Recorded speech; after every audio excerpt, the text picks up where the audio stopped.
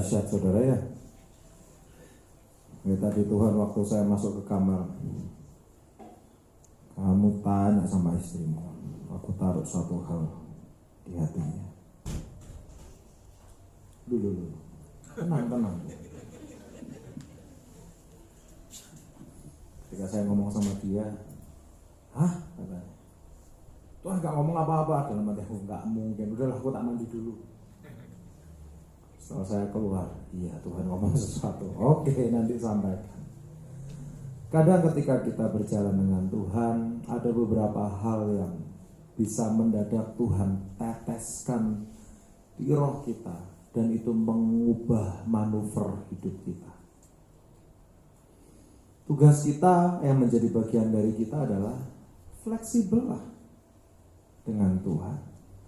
Jangan otot-ototan sama Tuhan. Jangan memaksakan jadwal kita di hadapan Tuhan. Percayalah, terbaik menurut versi Tuhan dengan yang terbaik yang Anda susun, yang kita susun, yang menurut kita yang terbaik, itu jauh lebih baik yang versi Tuhan, saudara. Loh, saya tahu saudara, kakaknya istri saya, tadi kan ceritanya banyak banget ya, adiknya banyak, kakaknya banyak, betul. 7 bersaudara saudara, sempurna gitu ya. Saudaranya banyak banget gitu. Dan kakaknya yang satu itu semuanya kayaknya, semua agama dipelajari kayaknya. Sempat ke sepupu saudara juga. Lalu tiba-tiba, loh bertobat. Dan saya mau kasih tahu ya, kalau masuk di gereja saudara kita Katolik itu nggak gampang loh. Mau bertobat 5 baptisan langsung dibaptis enak aja, enggak saudara. Ada proses yang namanya katekisasi. Kadang-kadang itu memakan waktu 3 bulan, 6 bulan. Ada harga yang harus dibayar loh saudara. Waktu yang harus dikorbankan. Dan nanti sudah katekisasi diuji pula gitu ya. Ini pengajarannya masuk enggak? Imannya benar enggak masuk? Atau jangan-jangan ini cuma karena suaminya saja. Jadi benar-benar ditanyai itu bukan karena bukan dalam pertanyaan ini, kamu percaya enggak sama Tuhan Yesus? Enggak. Katekisasi itu kalau setelah selesai pertanyaannya itu apa? Dihadapkan dengan kasus-kasus yang aneh. Pilihan apa yang diambil itu akan menggambarkan keimanan orang itu seperti apa. Ketika sudah mantap, baru boleh masuk baptis. Wah, itu bikin ribet, tapi justru hal yang seperti itu membuat orang itu bisa mengakar kuat. Betul nggak saudara? Makanya ya kadang-kadang ya, kita ini jangan menganggap remeh siapapun, gereja apapun. Semua punya covenant-nya sendiri di hadapan Tuhan. Semua punya bagiannya sendiri di hadapan Tuhan. Kita semua adalah tubuh Kristus. Semuanya punya perjanjian khusus di hadapan Tuhan. Anda kalau mau tahu saudara, di saudara-saudara kita yang Katolik, kadang-kadang ya, ketika saya melihat mereka melakukan exorcism atau pengusiran setan, enggak teriak-teriak dalam nama Yesus, enggak. Dibuka mulutnya, masukin hosti, selesai, setannya keluar. Kok bisa gitu? Karena melakukan dengan pengertian. Mereka menghargai betul yang namanya tubuh Kristus. Jatuh pun, keinjak pun sama orang, diambil, dibersihkan, dimakan. Kalau ada yang ngomong, saya mau kasih tahu ya, ketika roti ini sudah diangkat dan sudah di blessing, itu bukan lagi roti, tapi itu adalah tubuh Kristus. Tapi terkadang ketika seseorang atau kita sudah terlalu terbiasa, kita menganggap itu bukan lagi tubuh Kristus, tapi itu sebuah rutinitas. Dan itu akan menjadi mengerikan sekali. Saya pernah kadang-kadang ketika perjamuan bareng-bareng saudara, tiba-tiba ada yang nyeletuk di rekan saya. Hostinya melempem ya katanya. Saya cuma ngingetin gini, kalau yang masuk ke mulutmu itu cuma hosti, sia-sia kamu tadi angkat. Dan kita berdoa bareng-bareng. Ketika itu kamu ambil, langsung masuk mulut. Yes, itu hosti doang, itu cuma roti. Ya. Tapi ketika itu sudah diangkat, kita minta blessing dari Tuhan. Ini bukan lagi roti, tapi adalah tubuh Kristus. Kerjakan dengan kegentaran akan Tuhan, maka sesuatu yang ilahi akan turun dalam hidupmu. Saya ngomong kayak gini bukan karena saya cuma tahu pengertiannya, enggak. Karena saya pun melihat mujizat terjadi melalui perjamuan kudus. Anak saya Sierra, saksinya, saksi hidup antara saya, Angel, dan Sierra anak saya. Pada waktu itu pernah kena kelenjar getah beningnya. Bengkak, saudara, kelenjar getah beningnya. Ada yang di sini bengkak, di sini bengkak. Mukanya totol merah, demam tinggi. Gawatnya, demam tinggi, saudara. Dia nggak kerasa capek, dia nggak kerasa pusing, dia tetap aktif main. Waktu itu umur berapa ya, Angel? Umur 3 ya. Dia tetap aktif main, dia tetap aktif semuanya. Saya pikir, wah, ini mujizat ini. Demam tinggi tapi tetap semangat. Begitu kita konsultasikan dengan dokter ngomong apa? Itu kenapa dia tetap semangat? Karena ada sesuatu yang korslet di otaknya. Kelenjar getah beningnya dihajar. Dan itu ada sesuatu yang korslet di otaknya. Dibuat seakan-akan dia tidak merasakan. Dan di Medan, saya harus ke gunung apa yang di daerah Medan tuh, Sinabung. Saya ada target 15.000 jiwa di Sinabung. Dan setelah dari Sinabung saya harus ke Nias. Ngapain di Nias? Jalan dari ujung ke ujung. Anda tahu, saudara, ketika saya mau pergi, jujur, apakah saya udahlah sepakat sama Tuhan, Tuhan akan membereskan diri itu? Enggak, saudara. Saya gentar. Istri saya pun pusing, saudara. Mau periksa ke dokter, nggak ada duitnya. Semuanya kami pakai untuk uang tiket. Lu jangan mikir kalau misalnya kita misi duitnya disuplai terus. Saya pernah, saudara, ngobrol sama ada hamba Tuhan, saudara ya.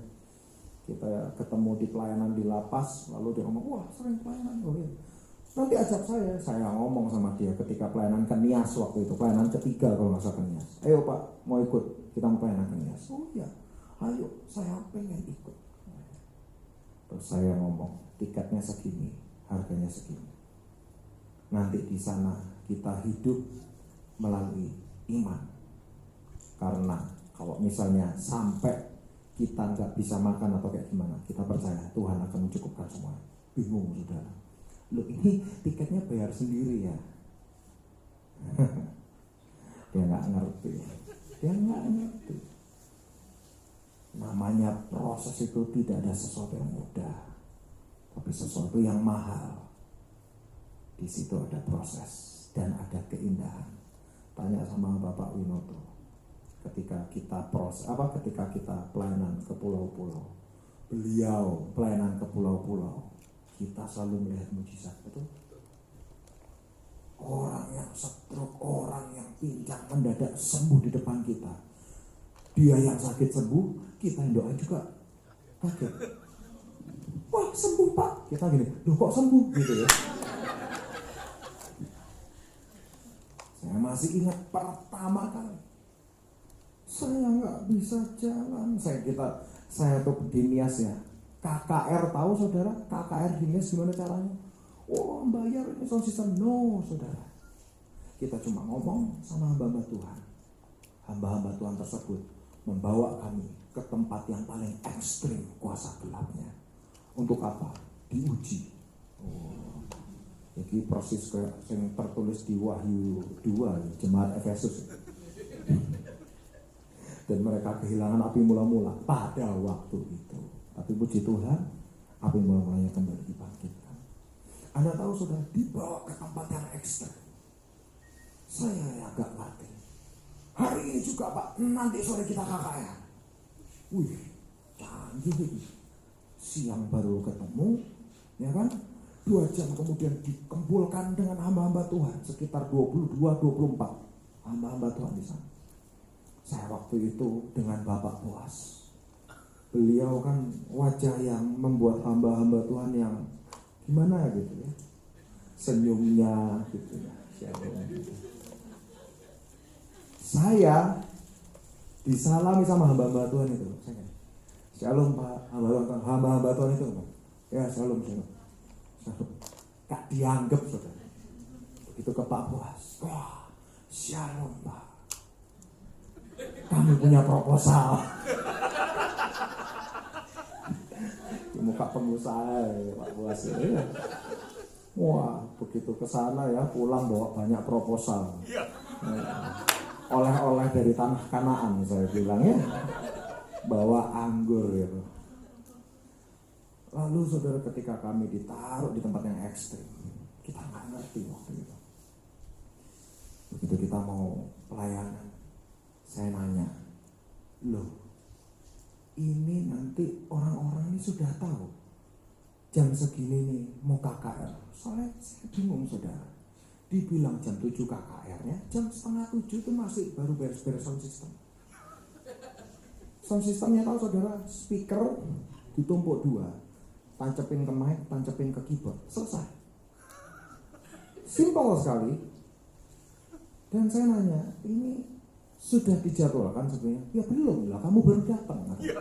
Loh, ini orang-orang tahu nggak nanti di sini kita ada KKR? Ya nggak tahu. Loh, nanti yang datang siapa? Dia langsung ngomong apa? Kalau Anda diurapi Tuhan, orang-orang akan datang, mateng.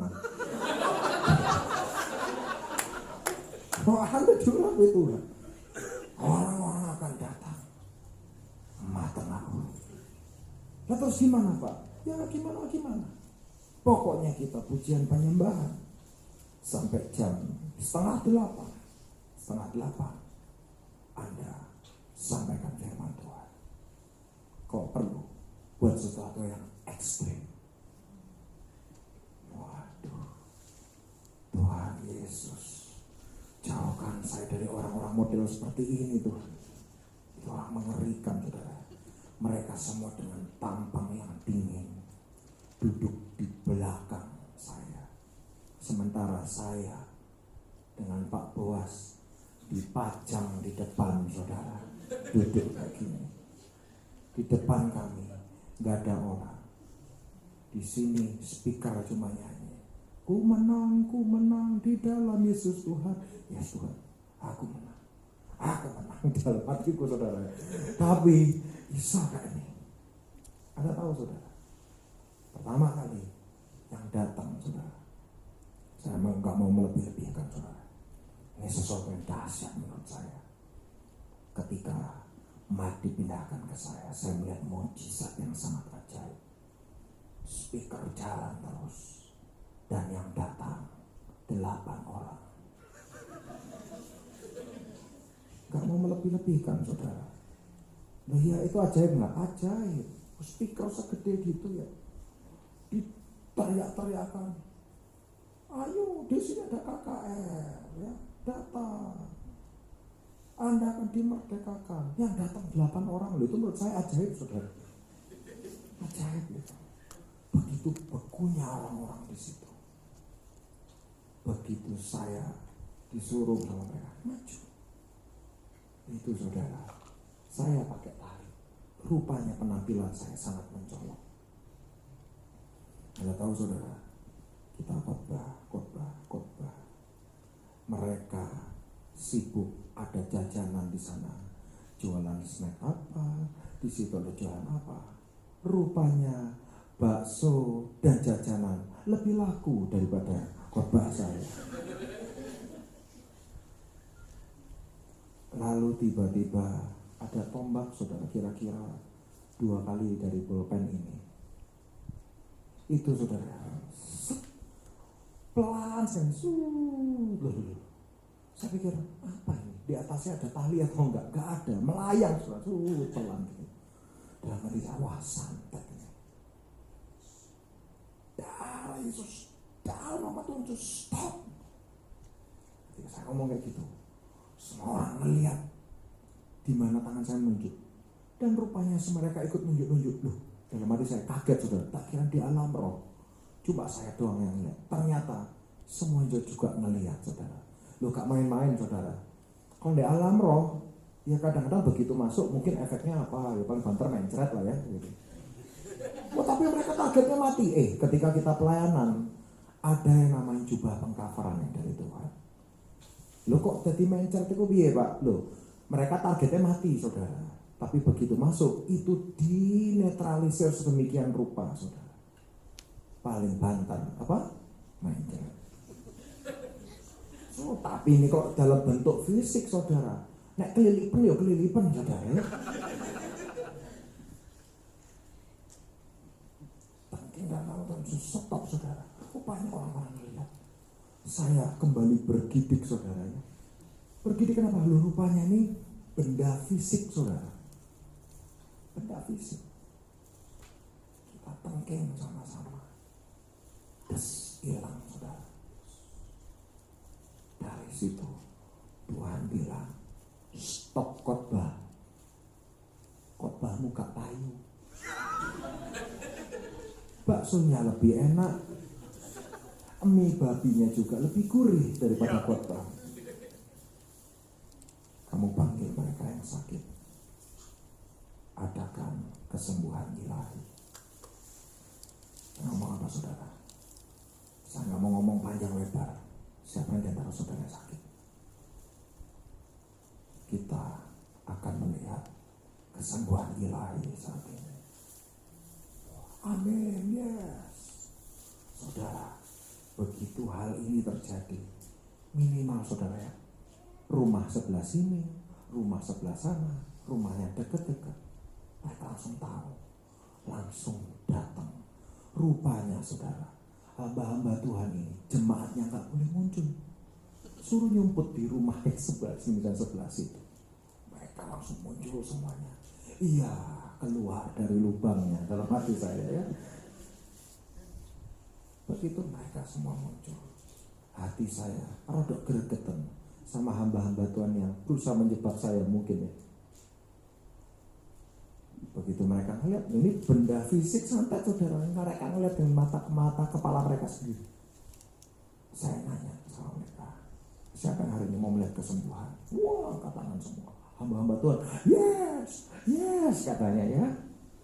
Siapa yang mau dipakai Tuhan? Yes, haleluya. Jangan ada yang di belakang saya. Saya bilang kayak gitu saudara. Kalau sudah dalam pengurapan Tuhan, kita ngomong apapun, mereka nurut saudara. Minggir. Jangan ada yang di belakang saya. Sama yang di depan. Mereka, minggir. Daripada santai kena kita katanya mungkin ya. Rupanya sakti tenan gitu. Padahal saya juga bingung gitu ya. Kok bisa kayak gitu saudara?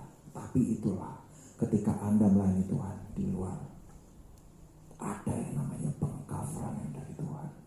Bukan karena Anda bisa, bukan karena Anda layak, tapi semata-mata karena anugerah dari Tuhan.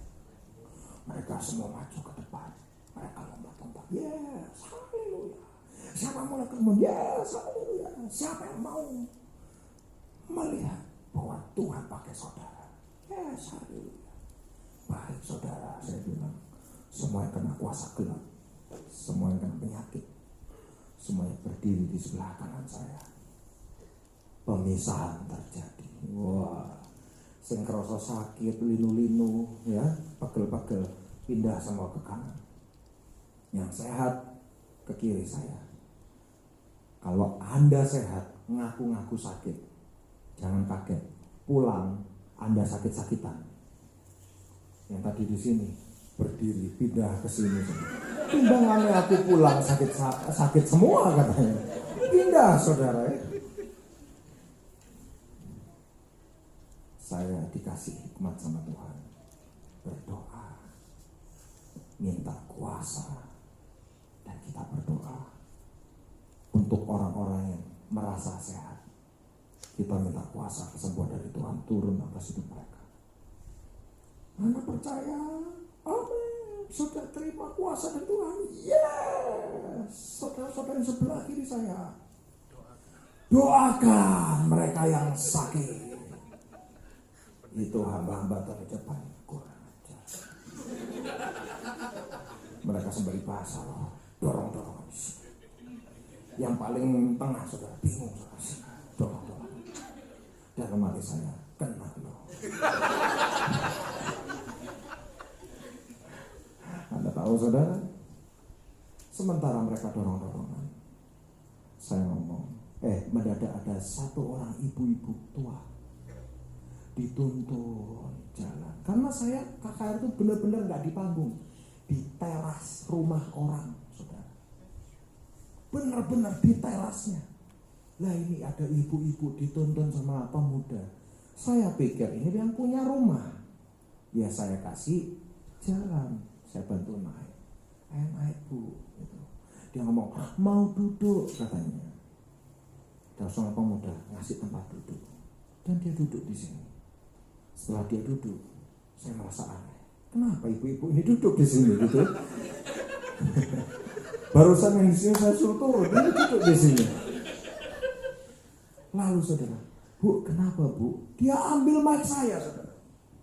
Begitu dia ambil mic saya, dia ngomong dengan bahasa dia. Ngomong apa ini gitu? Ngerasani saya atau apa? Saya nggak tahu saudara. Begitu selesai dia ngomong saudara, itu mic dikasih ke pemuda itu, rupanya ada penerjemahnya. Berasa kayak khotbah di luar negeri saudara ya. Ada penerjemahnya, betul ya Pak ya? Kok kita pelayanan ke kampung-kampung tuh kayak gitu, ada penerjemah gitu ya. Jadi begitu kita ngomong sempat mikir sih, tadi aku mau ngomong apa barisannya gitu. Jadi dikasih penerjemahnya, rupa penerjemahnya ngomong gini, saya sakit Pak katanya, saya nggak bisa berdiri. Terus dia angkat jariknya saudara. Jarik itu apa sih bahasa Indonesia? Sewek. Sewek itu bukan bahasa Indonesia. Pokok jarik atau kesewek itu sama aja ya. Apa sih bahasa Indonesia ini apa ya? Kain. Ini nek kain dianggapnya kayak korden saudara ya.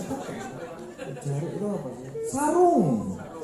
Nah, sarung itu sarung saudara.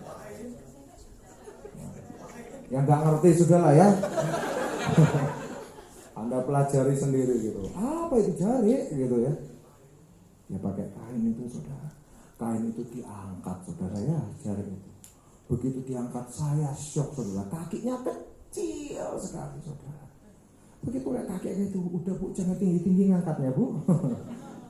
Dia bilang saya nggak bisa jalan Pak. Dalam hati saya, ya iya kakimu kecil gitu. Terus dia lihat saya, dia ngomong dengan bahasa dia, penerjemahnya ngomong, doakan Pak supaya sembuh. Dalam hatiku, mateng aku. Niat tadi mau ngerjain hamba-hamba Tuhan, rupanya Tuhan selera humornya lebih keren. Dia bawa ibu-ibu ini ke depan. Itu ya saudara, kita berdoa. Ada Bang Benny di situ. Saya ngomong sama Bang Benny, ini harus sembuh, gak main-main ini. Ya siap, oh, kita sepakat. Terus dia doa, asal dia salah, kesini ikut doa. Ini permasalahan di depan mata kita. Jangan jauh-jauh. Pak Buas mendekatkan hamba Tuhan, berusaha kayak ngobrol mencairkan suasana dalam hatiku. Menghindar. Beliau sangat berhikmat dalam hal kita bahasa lidah. Jujur saudara, itu 5 menit paling lama dalam hidup saya. Kita dalam nama Tuhan Yesus berdiri. Dia ngomong, enggak bisa Pak. Udah gak usah dijawab. Dalam nama Yesus berdiri. Nggak bisa Pak. Saya ngomong sama penerjemahnya, kasih tahu, gak usah dijawab. Gak usah dijawab, Bu, gak usah dijawab. Terus saya mau apa di sini? Matang nggak saudara? Tuhan cuma ngomong gini, berharap sama Tuhan. Dia dulu menyembuhkan, sekarang pun dia tetap menyembuhkan. Amin, saudara. Berharap sama Tuhan. Saya bukan siapa-siapa, kami semua bukan siapa-siapa. Tapi kalau ibu percaya, kesembuhan bisa terjadi. Doa, perintahkan berdiri. Dia berusaha untuk berdiri. Dia berusaha sampai 5 menit, saudara. Itu baju saya, dari tadinya angin berhembus kencang, dingin ya, itu mendadak jadi panas sekali, saudara. Basah semua baju saya, saudara. Itu keringat panik sebenarnya, saudara. Bukan panas. Setelah 5 menit, saudara, kita bahasa lidah, perintahkan berdiri. Dia berusaha untuk berdiri, dan dia bisa berdiri, saudara. Dia berjalan di depan saya, saudara. Membuat saya makin wow, kok bisa ya? Lo bayang lo, yang doain kaget. Lo, Anda dengar cerita kayak gini, jangan kira wah ini Pak kerja Pak. Enggak, saudara. Anda mau melihat Tuhan bekerja melalui saudara, simpel. Nanti kalau suatu saat Pak Winoto pergi ke pulau-pulau, daftar, ikut. Jangan kaget nanti di tengah jalan, Pak Winoto, kamu lihat itu yang lagi pincang, datangi, doakan. Menandakan ketika Anda berdoa, kesembuhan terjadi. Hal yang sangat dahsyat. Tugasnya cuma apa? Nol. Dia jalan depan kamu. Jalan, saya tuntut. Yes Bu, haleluya. Yes Bu, haleluya. Tangan saya diam. Saya mau jalan sendiri, katanya. Dalam hati saya, aku yang takut. Wes tua, saudara ya. Ini nek jerumup kan tadi urusannya kaki, bisa urusan yang lain gitu ya. Tapi tangan saya di mau jalan sendiri. Jalan. Yes Bu, yes. Ketika semuanya melihat hal itu, iman mereka bangkit. Semua orang, mereka saling mendoakan. Tahu apa yang terjadi, saudara? Itu kira-kira jam 7, jam setengah 8. Mereka terus saling mendoakan. Sampai jam 11, saya baru sadar, ini orang kok gak habis-habis. Rupanya mereka pick up hilir mudik, bawa dari kampung-kampung lain. Yang sakit dibawa ke situ, saudara. Saya ngapain? Saya nggak ngapa-ngapain. Saya cuma mau wawancara orang yang sembuh. Bapak, saya mendoakan? Enggak, saudara. Cuma yang pertama itu aja. Selanjutnya saya mendoakan. Mereka saling mendoakan. Dan kesembuhan terjadi. Saya melihat hal yang dahsyat, saudara. Anda tahu, saudara. Begitu jam 11, habis-habis. Ternyata ini hilir datang lagi. Saya melihat Tuhan sangat nyata. Terkadang iman kita semakin lama semakin melempem karena kita terlalu sibuk dengan urusan kita, karena kita undur dari hadapan Tuhan. Kita mengerdilkan diri kita, tidak mau terlibat terlalu dalam. Kita mendengar kesaksian-kesaksian aja, tapi jiwa kita berkata, itu terjadi atas hamba Tuhan A, B, C, D, E, semua. Tapi belum tentu itu bisa terjadi atas hidup saya. Jiwa kita terus ngomong kayak gitu. Berusaha untuk kita semakin mengikuti kedagingan kita. Saya mau kasih tahu, saudara, bangkitkan rohmu. Pastikan jiwa Anda dan daging Anda benar-benar tunduk dengan roh Allah yang berkata-kata melalui rohmu, saudara. Ini lagi bukan saatnya kita terus minta sama Tuhan. Tuhan bekerja untuk kita. No. Ini saatnya Anda semakin dewasa di dalam Kristus. Amin. Anda semakin mengerti bahwa Tuhan bekerja Apa saudara? Melalui saudara dan saya.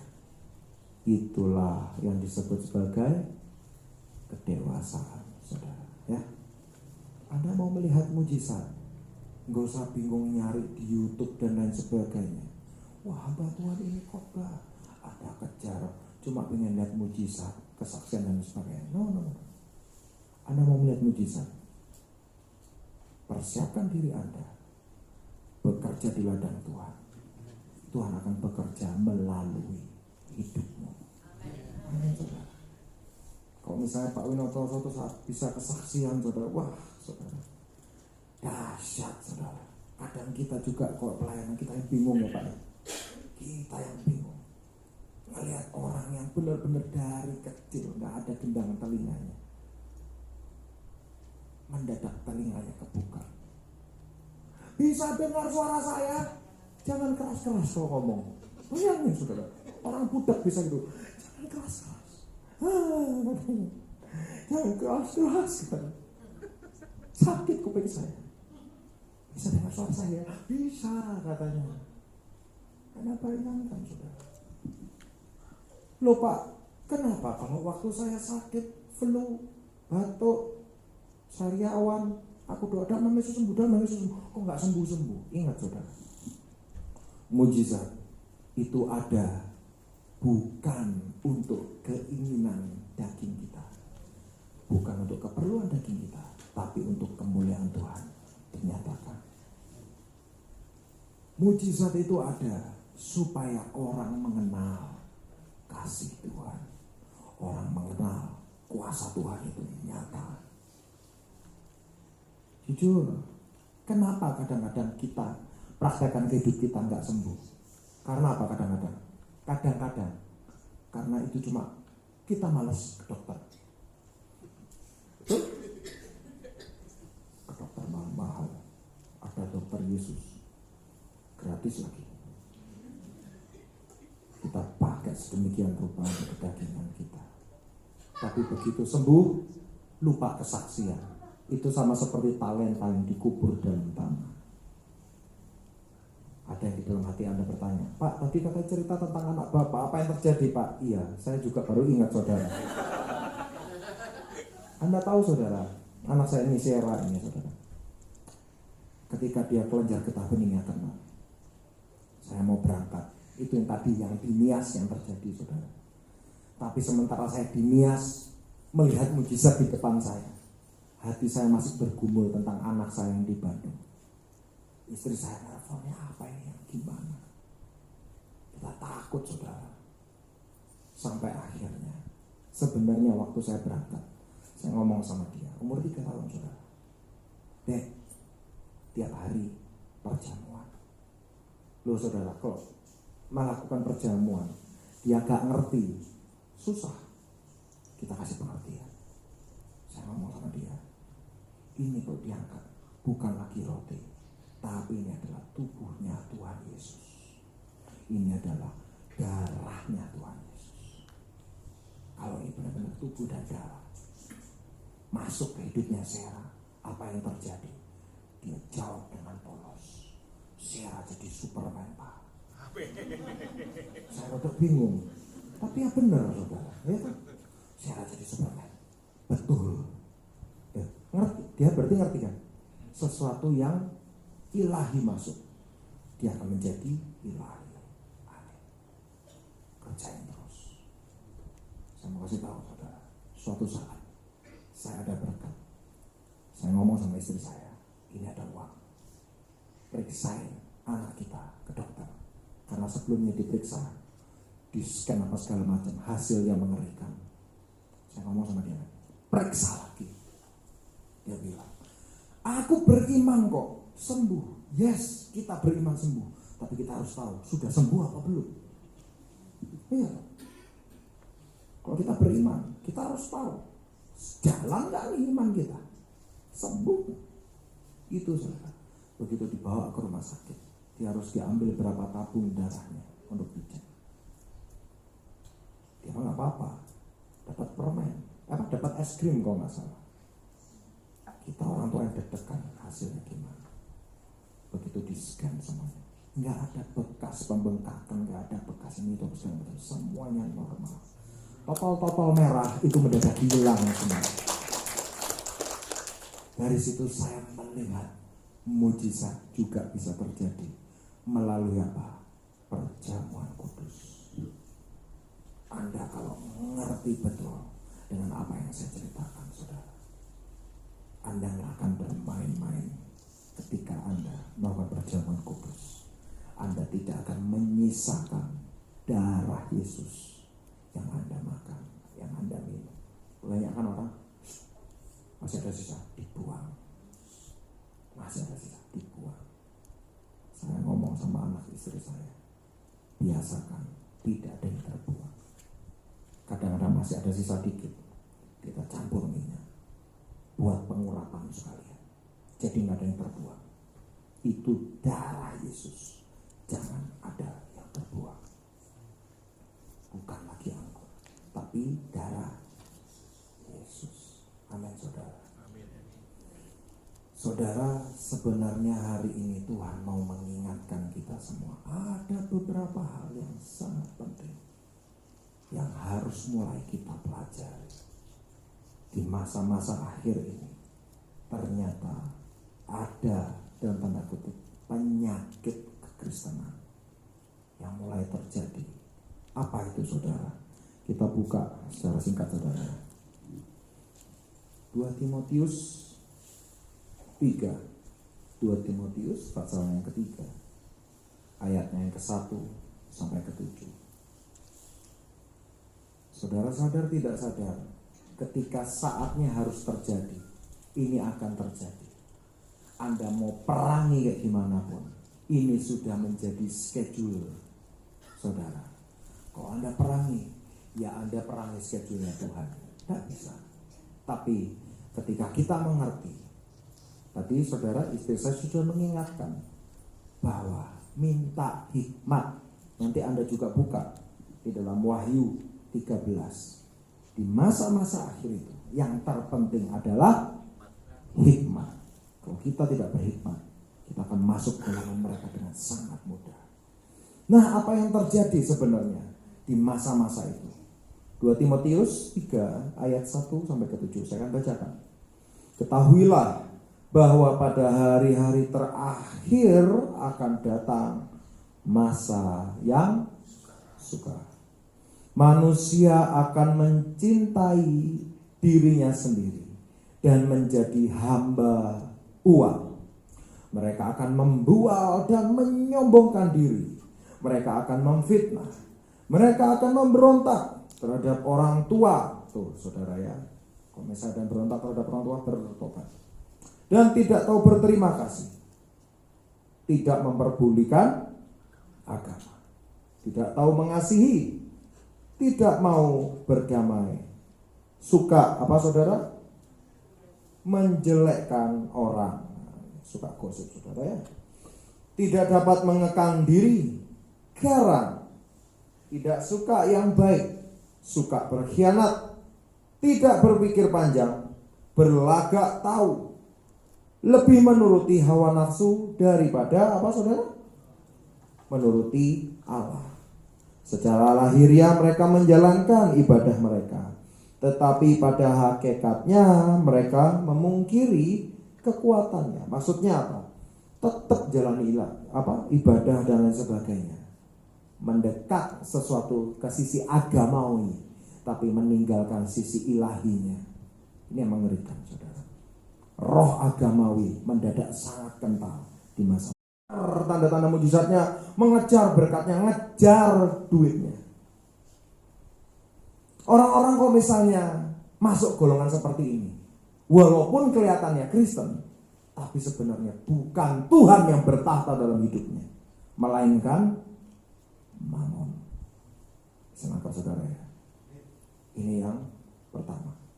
Jangan ada golongan yang model ini, saudara. Karena dia ditulis apa? Mereka akan mencintai dirinya sendiri, menjadi hamba uang. Ini mengerikan, saudara ya.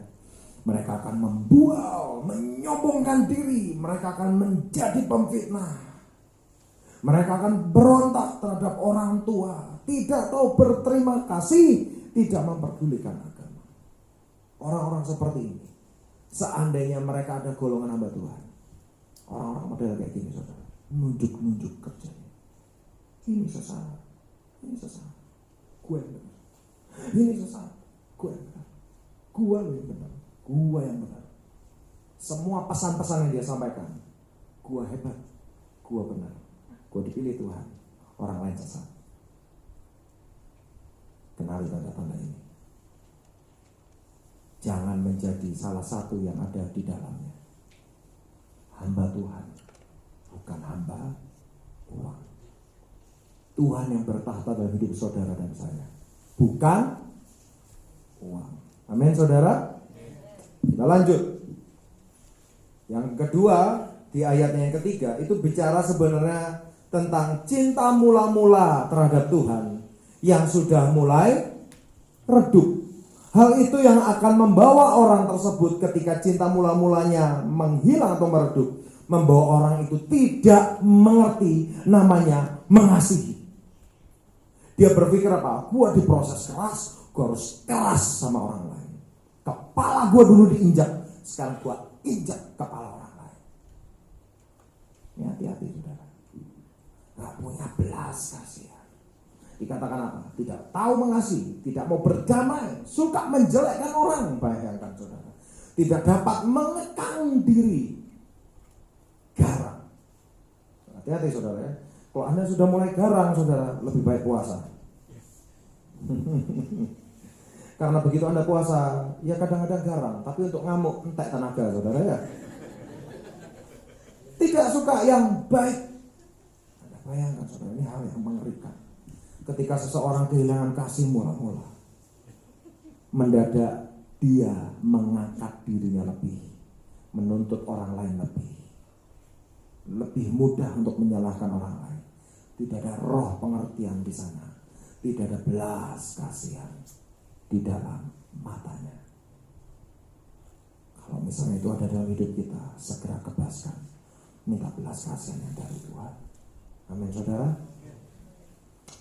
Lalu yang selanjutnya, saudara, orang yang termasuk di golongan di ayat yang keempat, suka berkhianat, tidak berpikir panjang, berlagak tahu, lebih menuruti hawa nafsu daripada menuruti Allah. Sebenarnya orang-orang yang termasuk golongan keempat ini, apa yang membuat mereka ke-trigger? Satu, saudara, ada dua hal, saudara. Yang pertama adalah mereka sudah merasa tahu. Saya mau kasih tahu, saudara, kekerdilan itu akan mulai terjadi ketika seseorang itu sudah mulai merasa cukup. Aku kayaknya sudah cukup mengenal Tuhan ya. Begitu orang itu ngomong kayak gitu, kekerdilan akan terjadi dalam hidupnya. Mendadak dia stuck di satu level, nggak bisa kenal Tuhan lebih dalam lagi, karena dia sudah merasa cukup, sudah merasa cukup kenal, sudah merasa aku kayaknya sudah cukup melayani ya. Aku merasa sudah cukup rohani ya. Kalau dibandingkan ini orang kok sudah merasa cukup, mereka akan stop. Mendadak mereka kerdil sampai di level itu nggak bisa bertumbuh lagi. Orang dunia saja ngomong apa? Keep hungry, tetaplah lapar. Anda mau tahu, saudara? Semakin Anda dikenyangkan firman, bukan sifatnya si firman ini bukan membuat Anda semakin muak. Wah, aku sudah terlalu banyak. Benar. Begitu Anda tahu, begitu firman itu masuk dalam hidupmu, sifat dari firman ini apa? Membuat Anda semakin lapar, semakin lapar, semakin lapar. Salah satu tandanya bahwa Anda dikenyangkan oleh firman yang dari Tuhan, apa tandanya? Anda semakin haus dan lapar akan kebenaran firman Tuhan. Kalau Anda sudah mulai merasa, kita sudah mulai merasa, kayaknya aku sudah cukup mengerti ya. Aku mah ini ngerti, gue itu ngerti. That's it. Itu tanda kekerdilan. Itu tanda sebenarnya firman sudah mulai tidak masuk dalam hidup kita. Maka saudara ya, semakin kita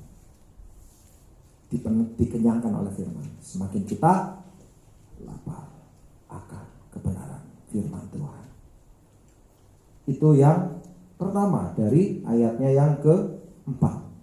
Lalu yang sebenarnya menjadi tanda juga di situ adalah orang tersebut sebenarnya menuruti hawa nafsu mereka. Ingat saudara, bagaimanapun kelemahan kita, oleh rohnya kita dapat memotong semua. Tapi yang memotong siapa? Ya saudara dan saya. Yang memampukan siapa? Roh Tuhan. Pilihan di tangan kita. Saudara, jangan manjakan dagingmu. Apa yang bisa Anda potong, yang Anda bisa tinggalkan, ambil keputusan sekarang. Karena terkadang nanti itu menjadi kata-kata yang sudah terlalu terlambat. Amin saudara. Kasih karunia Tuhan, jangan pernah menguji batas dari kasih karunia Tuhan. Karena ketika orang terus menguji, mendadak dia secara tidak sadar, dia sudah di luar kasih karunia Tuhan. Seperti siapa itu? Simson. Dia terus sembarangan. Dia gak sadar roh Tuhan sudah lalu daripadanya. Jangan pernah menguji batas kasih karunia Tuhan. Kalau Tuhan ingatkan sesuatu, bertobat. Amin. Tidak ada roh kebebalan di tengah-tengah kita. Amin saudara. Lalu di ayat yang ke-5 dan ke-6, secara lahiriah mereka menjalankan ibadah mereka, tetapi